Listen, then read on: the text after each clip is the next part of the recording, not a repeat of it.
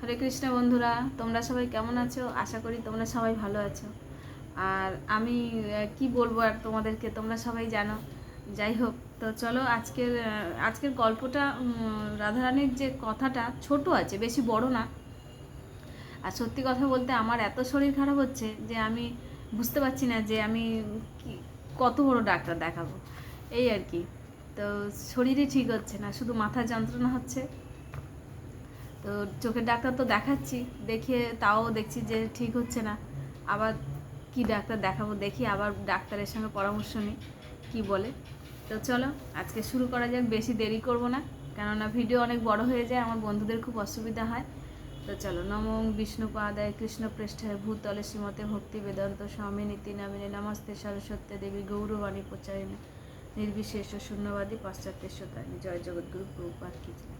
বাঞ্ছাকল্পতরু ভাস্য কৃপা সিন্ধু এবচ পতিতানাং পাবনেভ্য বৈষ্ণব নমো নমঃ। জয় শ্রীকৃষ্ণ চৈতন্য প্রভু নিত্যানন্দ শ্রী অদ্বৈত গদাধর শিবাসাদি গৌর ভক্তবৃন্দ। হরে কৃষ্ণ কৃষ্ণ কৃষ্ণ হরে হরে, হরে রাম রাম রাম হরে। জয় রাধা মাধব কি জয়, জয় জগন্নাথ বলরাম সুভদ্রা মহারানী কি জয়। তো চলো আজকে তোমরা সবাই মনোযোগ সহকারে শুনবে আর কি, যে কিছু কিছু রাধারানীর কথা আছে যে আমরা অনেকেই জানি না, কিন্তু গুরু মহারাজদের মুখে অনেকে শোনে। তো সকল বৈষ্ণব চরণে আমার শতকোটি প্রণাম। আর আমার চ্যানেলটা সাবস্ক্রাইব করতে কেউ ভুলবে না। আর যদি আমার কোনো ভুল ত্রুটি হয়ে থাকে তো সবাইকে বলছি আমাকে ক্ষমা করে দিও। ভুল তো হবেই, যেহেতু আমরা মানুষ, আমরা একটা বদ্ধ জীব, তো আমাদের দিয়ে তো ভুল হবেই। তো সেই হচ্ছে। তো চলো আজকের এখানে কি বলেছে, ললিতা হচ্ছে রাধারানীর প্রিয় সখী। তো ললিতা রাধারানী ও শ্রীকৃষ্ণের বসনে গ্রন্থি মানে কি জানো তো, যখন আমাদের বিবাহ যখন শুরু হয়, তখন আমার বোন কিংবা বন্ধু কোনো যাই হোক, ভাই যাই হোক, মানে কোনো একটা সম্পর্কের মধ্যে এসে তারা সেই দুজনের দুটো আঁচলে গিড্ডি মারে আর কি। তো সেটাই হচ্ছে কি এখানে গ্রন্থি বাঁধলেন ললিতা। তো এখানে একবার শ্রীকৃষ্ণ ব্রজের বনে শ্যামল প্রান্তরে গোচরণ করছিলেন। তো চতুর্দিকে কুঞ্জগলি থেকে সুন্দর ফুলের সুবাস আসছিল এবং তা কৃষ্ণের মনকে খুব বিহল করে তুলল। তিনি তার প্রিয় বংশীটি নিয়ে বারবার রাধারানীর নামে ধ্বনিত রঙ্গ সৃষ্টি করে সেটি বাজাতে লাগলেন। রাধারানীর নামের ধ্বনি শ্রবণে তার অপ্রাকৃত দেহে দিব্য ভাবচ্ছন্নাসে লক্ষণ প্রকটিত হতে শুরু করল। তার পদনয়ন হতে প্রেমাশ্রু প্রবাহিত হতে লাগলো। একটি বৃক্ষের দিকে তাকিয়ে শ্রীকৃষ্ণ জিজ্ঞেস করলেন, হে তরুবর, বলতে পারো আমার প্রাণপ্রিয়া রাধা কোথায়? যেহেতু রাধারানী আসছে না, তার জন্য কৃষ্ণ কষ্ট পাচ্ছে আর কি। তো আমি তার সন্ধান করছি, দয়া করে তার সংবাদ দিয়ে আমার অস্থির চিত্তকে শান্ত করো। কিন্তু বৃক্ষ কোনো উত্তর দিল না। যে পথ তার প্রিয়তমা রাধা আসতে পারেন, সেই বনপথে তিনি তার প্রিয়সীর আগমনের প্রতীক্ষা করতে লাগলেন। শীঘ্রই রাধারানী তার সখীগণকে সাথে নিয়ে কুঞ্জে এলেন।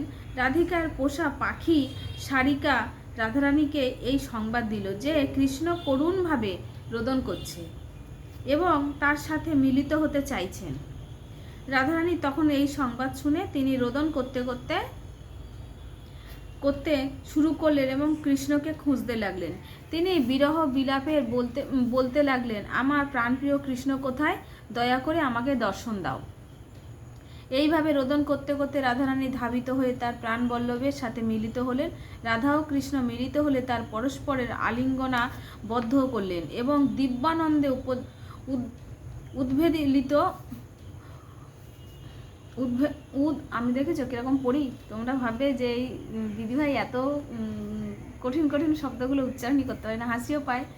মনে মনে ভাবি যে কিছুই পড়াশোনা শিখিনি। যখন আমরা কি বলবো, হ্যাঁ, প্রভুপাদের যখন গ্রন্থ পড়ি, তো প্রভুপাদ এত শুদ্ধ, এত সুন্দর ভাষায় লিখেছে যে আমাদের মতন মূর্খ আমরা পড়তে গেলে আমাদের জিভটা আটকে যায়। বিশেষ করে আমার তো বিশেষ করে যায়। উদ্বেলিত হয়ে তারা বাহ্য ও চেতনায় হারালেন। সেই সময় ললিতা সেখানে উপনীত হয়ে রাধা ও কৃষ্ণের বসনে গিঁট দিয়ে বাঁধলেন। তারপর কুঞ্জ থেকে বাইরে বেরিয়ে এলেন। কিছু সময় পর রাধা ও কৃষ্ণ সখীগণ পরিবৃত হয়ে একটি রত্নমণ্ডিত আসনে বসলেন। সখীরা যুগল কিশোরের সাথে মানি কৌতুক ও রঙ্গ পরিহাস করতে লাগলেন ও হাসতে লাগলো। তখন কৃষ্ণ দেখতে পেলেন যে তার বসন ও রাধারানীর বসন প্রান্ত একত্রে গিট দেওয়া হয়েছে। কে আমার বসনে গ্রন্থি দিয়েছে? এই অপূর্ব কাজটি কে করেছে? আমার হৃদয় ও রাধিকার হৃদয় চিরকাল গ্রন্থিবদ্ধ। আজ কেউ আমাদের বসন গ্রন্থিবদ্ধ করার মাধ্যমে আমাদের এই অন্তর্চিত্তকে বাইরে প্রকটিত করেছে। হরি বল। এখানে কি কৃষ্ণ বোঝাচ্ছে? যে আমাদের হৃদয় তো রাধারানী আর কৃষ্ণের দুজনের হৃদয় তো বাঁধাই আছে, কিন্তু আমাদের এই মানুষ জীব কি জানি যে আমাদের রাধারানী আর কৃষ্ণের মধ্যে যে মনের বন্ধনটা আটকেই আছে। তো এখানে বসন দিয়ে বোঝাচ্ছে যে আমাদের প্রাণপ্রিয় গোবিন্দ আর রাধারানী দুজনের প্রাণ আর হৃদয়টাকে দুজনের বন্ধনে আটকেই আছে। তো এখানে আমাদেরকে প্রেমের বোঝানোর জন্য ওরা এই কি বলে এই জায়গাতেই এসে এই ভুলোকে এসে আবির্ভূত হয়েছে। তো ললিতা সখী বললেন, হে কৃষ্ণ, এটি প্রেমের এক বিশেষ লক্ষণ। যদি চিত্তে প্রেমোদ্গম হয় তো তখন বাহ্য চেতনা হারিয়ে ফেলে।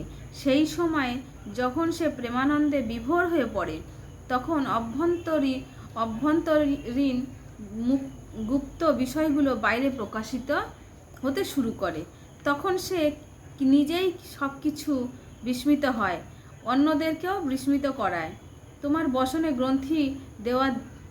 গ্রন্থি দেখে দেওয়ার সেটাই হচ্ছে প্রকৃত কারণ।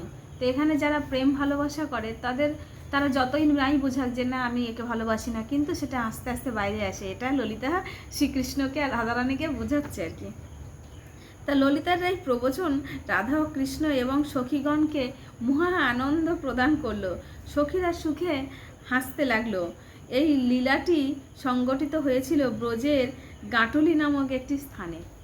তো এখানে এত সুন্দর যে রাধারানী বোঝাচ্ছে আর ললিতা সখী এত সুন্দর সুন্দর কৃষ্ণদের সাথে লীলায় ছিল।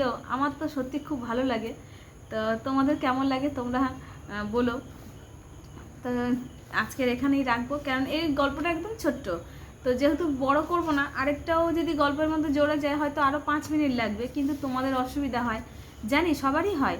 কেন সংসারে সব কিছু সেরে তবে তো এসে আমরা একটু দেখি সব কিছু। তো সেই জন্য যত ছোট থাকবে তত সুবিধে। বড় গল্পগুলো কি করবো বলো, ছোট করতে গেলে হয় না, ওটা একটু অনেকটাই বড় হয়ে যায়। মানে অনেক সময় 5 পেজ 6 পেজ করে থাকে। তো এটা যেহেতু ছোট্ট একটা 2 পেজ, তো যার জন্য কম সময়ের মধ্যে হয়ে গেল। তো সবাইকে বলবো তোমরা ভগবানের সান্নিধ্যে এসে সেবা করো, মালা জপ করো। দেখবে মানুষের মালা জপটা এমন একটা জিনিস না, 4টে নিয়ম পালন করো, মালা জপ করো, দেখবে অনেক। আমি নিজে আমার অনেক মাতাজিদের কথা শুনছি, বা অনেকেই তোমরাও জানো, জীবনে অনেক বড় বড় ঘটনা, অনেক দুর্ঘটনাগুলো সেটা থেকে আমরা মানে বন্ধন থেকে, সেই দুর্ঘটনা থেকে বেরিয়ে আসতে পারি। অনেক চিন্তা আমাদের গিলে খায়, তো সেই চিন্তা থেকে আমরা মুক্তি হতে পারি। তো চলো, রাধে রাধে, হরি বল এখানেই রেখে দিচ্ছি। তোমরা সবাই ভালো থেকো, আর সবাই আশীর্বাদ করো যেন আমি প্রত্যেক দিন ভগবানের এই কথা শ্রবণ করি আর তোমাদেরকে শোনাতে পারি। তো রাধে রাধে, হরি বল।